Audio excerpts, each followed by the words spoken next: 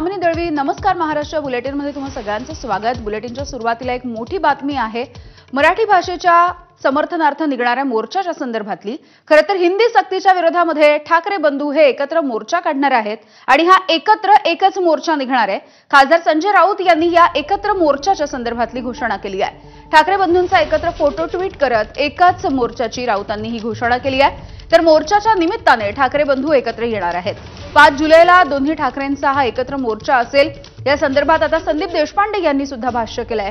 राजकारणाची दिशा बदलणारा हा मोर्चा असेल असं वक्तव्य सुद्धा संदीप देशपांडे यांनी केलेलं आहे.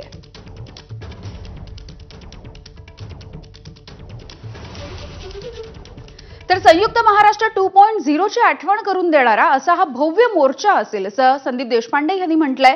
गळचेपी केली तर मराठी माणूस कसा एकत्र येतो हे या मोर्चाच्या माध्यमातून दिसेल.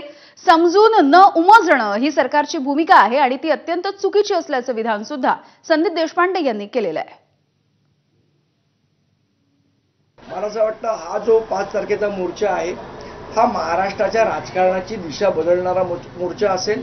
महाराष्ट्रामध्ये मराठी भाषेसाठी जर आपण त्याचा गळचेपी करण्याचा प्रयत्न केला तर मराठी माणूस किती आक्रमकरित्या एकत्र येऊ शकतो ते दर्शवणारा मोर्चा असेल आणि बऱ्याच लोकांना संयुक्त महाराष्ट्र 2.0 ची आठवण करून देणारा मोर्चा असेल.